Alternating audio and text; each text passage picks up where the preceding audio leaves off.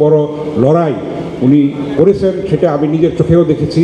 আজকে যে শয়তান সাবেক প্রধান বিচারপতি এবিএম খায়রুল হক যে কিনা কোর্টে বলেছিল যে ইয়া হাদিউ বলে কোর্টে উঠি, এর চাইতে বড় প্রহসন আর কিছু হতে পারে না।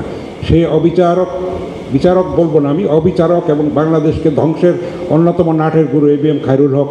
আমাদের সৌভাগ্য যে হাসিনার পতন, এবিএম খায়রুল হকের পতন আমরা দেখে যেতে পারছি, আল্লাহর কাছে শুকরিয়া সেটার জন্য।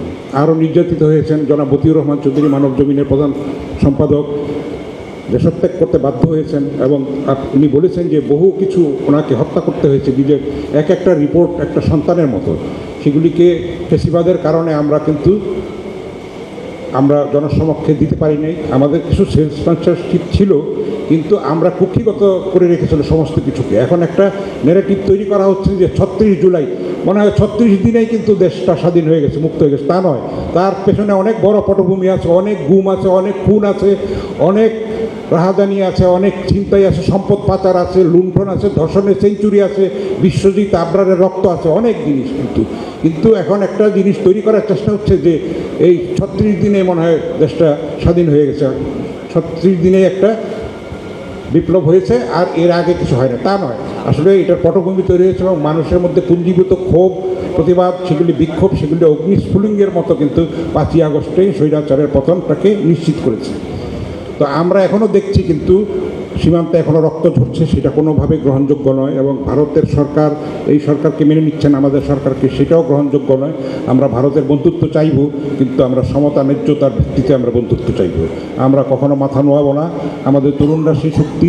কিন্তু আমরা একটা জিনিস দেখতে পাচ্ছি যে ক্ষমতার অংশীদার হয়ে তারা কিন্তু একটা হয়তো মোহ এবং চোরাবালির মধ্যে আটকে যাচ্ছে, সেটা আমরা খুবই কষ্টের সঙ্গে উৎকণ্ঠার সঙ্গে লক্ষ্য করছি। আমরা চাইবো না যে সেই তাদের বীরত্বটা যেন কি বলবো একটা গ্লানির মধ্যে পর্যবসিত হয়।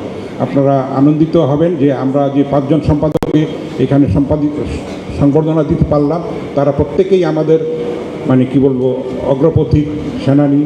ও নুরুল কবির ডেঙ্গুতে আক্রান্ত, সেই জন্য উনি আসতে পারেন নাই। আবুল আসাদ ভাই বার্ধক্যের ভারে এবং অনেক অসুস্থ, সেই জন্য ইচ্ছা থাকা সত্ত্বেও আসতে পারেন নাই। তাও ভালো আমাদের 2 জন, একজন ব্রাহ্মণ সম্পাদক, একজন নমশূদ্র সম্পাদক। আমিও নবীন সম্পাদক হিসেবে নমশূদ্রের মধ্যেই পড়ি, কারণ আমিও কোথাও যেতে পারি নাই। এই মিডিয়া কমিশনে আমি আগ্রহ প্রকাশ করেছিলাম যে আমি কাজ করব, দেশের জন্য কাজ করব। তা আমাকে বলা হলো আপনি তো যেখানে কাজ করেন সেটার জন্য তো হতে পারবেন। আমি বললাম যে ভাই, সেখানে আমি কাজ করি 2 মাসে, আমার কেরিয়ার 49 বছরের। তো সব কিছু ম্লান হয়ে যায়। এখন এক চক্ষু নীতিতে একটা দেশ চলছে। এখন কথা উঠছে যে সেফ এক্সিট।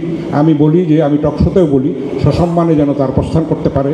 এই উপদেষ্টাদের দেশপ্রেম সততা নিয়ে প্রশ্ন তুলি না, কিন্তু অদক্ষতা, বিচক্ষণতার অভাব, অদূরদর্শিতা এবং কারো ক্ষমতা আঁকড়ে থাকার লোভ আমাদেরকে কিন্তু একটা অনিশ্চয়তার মধ্যে নিক্ষিপ্ত করছে। সেটা আমরা যদি সচেতন থাকি, আমাদের ভবিষ্যতের রাজনীতিবিদরা যদি সেই ব্যাপারে সচেতন থাকেন এবং এই জুলাইয়ের শিক্ষা থেকে আমরা যদি নেই, তাহলে হয়তো আমরা একটা আশার আলো দেখতে পারবো। প্রগতির পথে, স্থিতিশীলতার পথে, গণতান্ত্রিক সংস্কৃতির প্রতিষ্ঠা, চর্চা এবং বিকাশের পথে আমরা এগিয়ে যেতে পারবো।